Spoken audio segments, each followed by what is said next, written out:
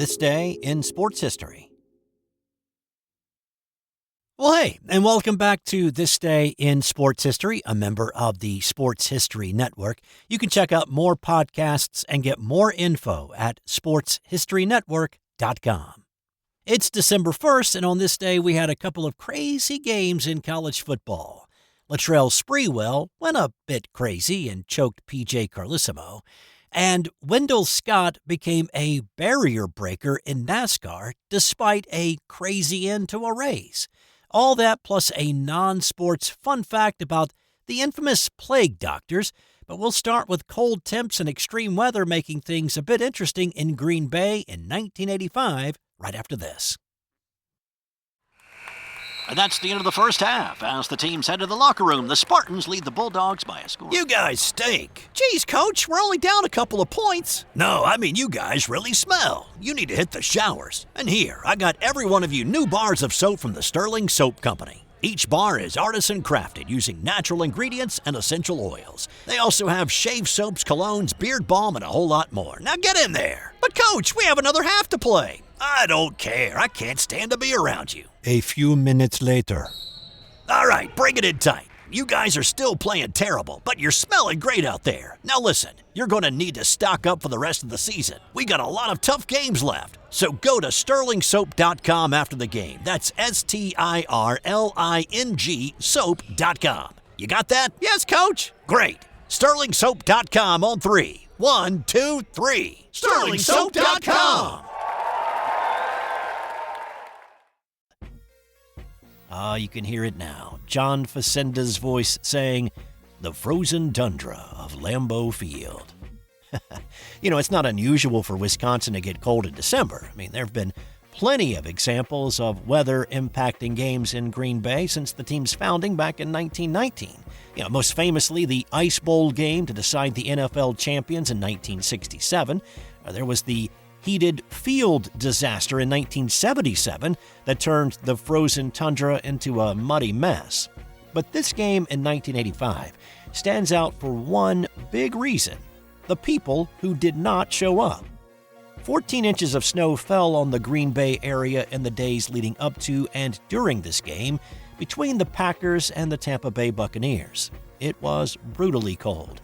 With the wind chill, the temp during the game felt like zero.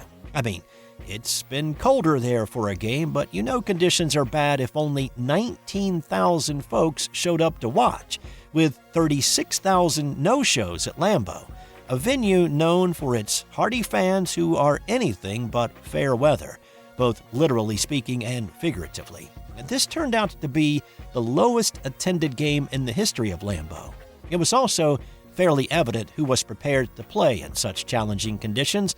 The Packers didn't exactly light up the scoreboard, but they didn't let a little snow and cold prevent them from putting the ball into the air. Green Bay put the first touchdown on the board in the second quarter when Lynn Dickey moved the Packers down the field with a couple of passes to James Lofton and another to Paul Kaufman. Dickey capped it with a 1-yard plunge to make it 7-0. Lofton had more than 100 yards receiving in the first half. Tampa, on the other hand, played like a South Florida team.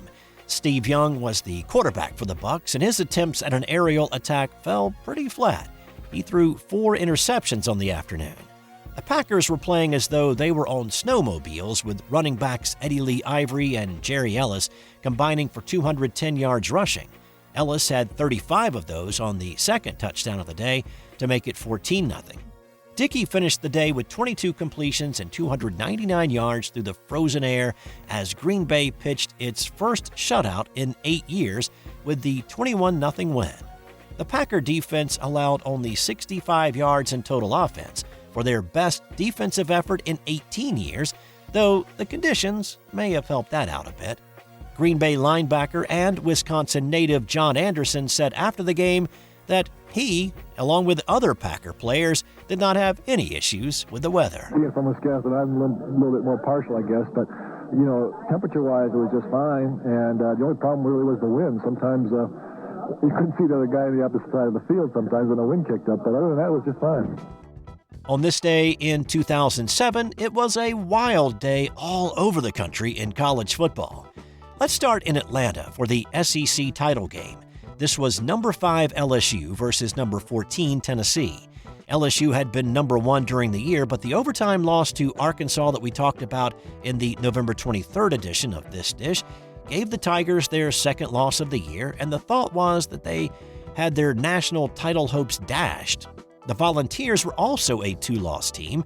LSU had to deal with a few distractions prior to this one as well. Earlier in the day, ESPN had reported that head coach Les Miles would be leaving Baton Rouge to replace Lloyd Carr at Michigan. Miles called a press conference hours before the game to dispel those rumors. Also, starting quarterback Matt Flynn was injured, and so it was backup Ryan Perrilloux getting the start. The Vols scored first, putting a touchdown on the board in the first quarter.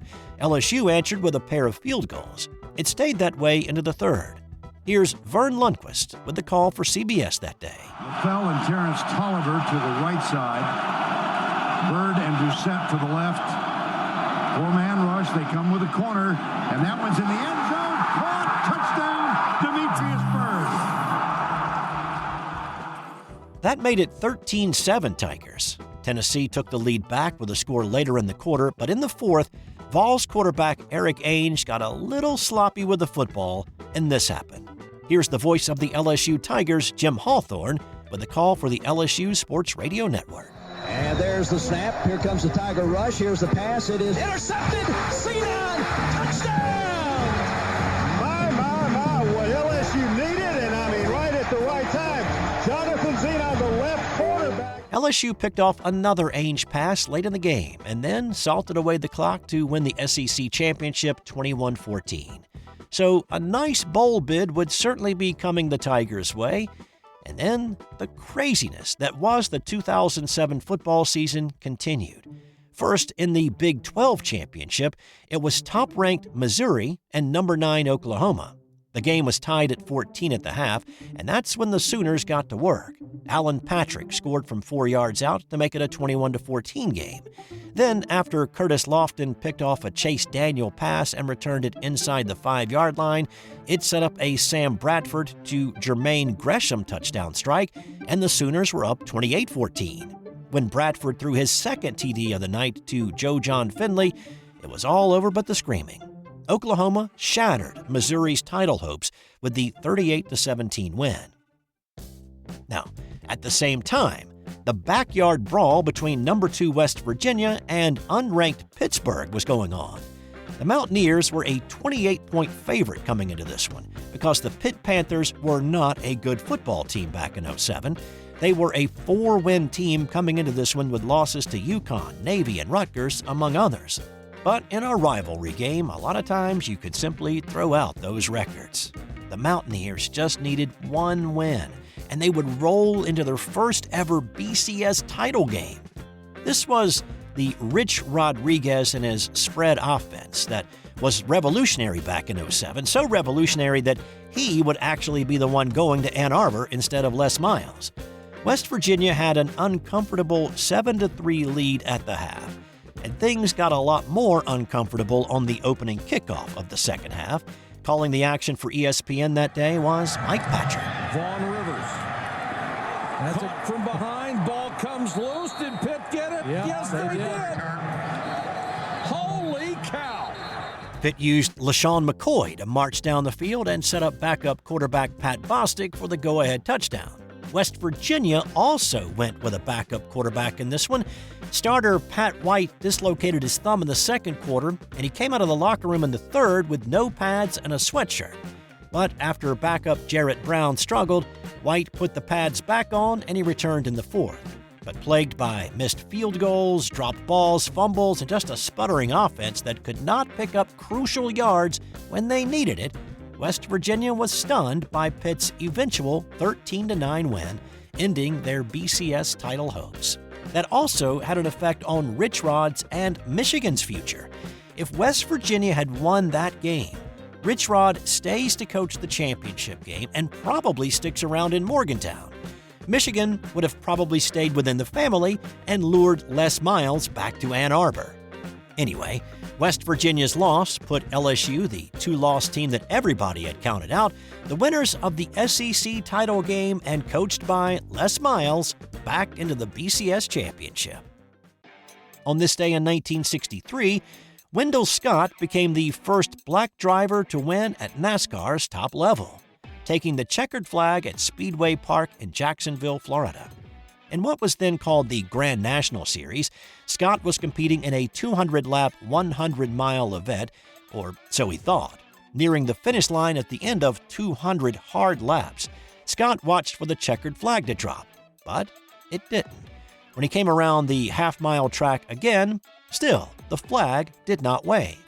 At the end of lap 202, Scott, now in third place behind Buck Baker and Jack Smith, watched the checkered flag fly, signaling that the popular white driver was the winner. Heading back to the pits, Scott immediately asked for a scoring review. Now, back then, scoring was done manually, which could lead to honest human error or dishonest and outright cheating. So, which was it this time? Well, it is easy to suspect dishonesty and racism with Scott as the only black driver competing in a very white sport in the Jim Crow-era South. But others said that due to horrible track conditions forcing cars in and out of the pits for repairs, it was tough to keep track of who was out front that day, and that there is reason to believe that it was simply an honest mistake. Still, Scott watched Buck Baker take the trophy and kiss the local white beauty queen and answer questions from the reporters covering the event, while officials went back over the scorecards. It took more than an hour for race officials to sort out the winner, and what some say is the time it took for the spectators, media, and the beauty queen to leave the track before Scott was officially declared the winner and given the $1,000 winner's check. However, he did not get the official trophy, and to this day, never has. But on August 28, 2021, NASCAR presented the Scott family an official replica of that trophy in an attempt to make amends for the slight nearly 60 years in the rearview mirror. But what took even longer was another black driver to break through and win. It was not until October 4th of that year, when Bubba Wallace won at Talladega, that another black driver won a Cup Series event. And on this day in 1997, the Golden State Warriors' Latrell Sprewell got in an altercation with and choked head coach PJ Carlesimo.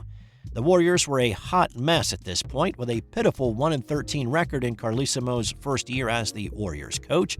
Carlesimo was known as being a tough guy, and during practice that day, he was not happy with Latrell's effort, and he told him to put some mustard on those passes. Sprewell responded that he did not want to hear that today, to which Carlesimo started walking toward him. Latrell's warning to the coach to stay away from him went unheeded, and when Carlesimo came closer, Latrell grabbed him by the throat, rode him to the ground, and kept the chokehold for about 15 seconds before he was pulled off, with some observers saying there was not any hurry to get Latrell off of PJ. Sprewell was kicked out of practice, but he returned 20 minutes later to restart the altercation, throwing punches at Carlesimo this time, landing one before being pulled away again. Latrell's side of the story was that A, he was not choking coach that hard to begin with, and B, his punches did not connect. But the damage had been done. The Warriors suspended him initially for 10 games, and then they terminated his contract. And then the league stepped in, with Commissioner David Stern suspending him for a calendar year in which he could not be paid by another NBA team. An arbitrator reduced the suspension to the remainder of the season, or 68 games. He never played for Golden State again, but he was acquired by the New York Knicks after he was reinstated, and he played 4.5 years with them before ending his career after 2 years with Minnesota. But the shadow of what happened on this day in 1997 will forever cloud Sprewell's legacy. And time now for today's Nothing to Do with Sports Did You Know? You've seen the pictures of plague doctors, right? You know, with the masks. Well, the mask and the beak of the well-known plague doctor was filled with herbs. Germs were unknown at this point in history, and disease was thought to be carried by foul-smelling air. The addition of the herbs like sage or lavender were thought to prevent catching the disease. That's all for today. Check back in tomorrow for another edition of This Day in Sports History.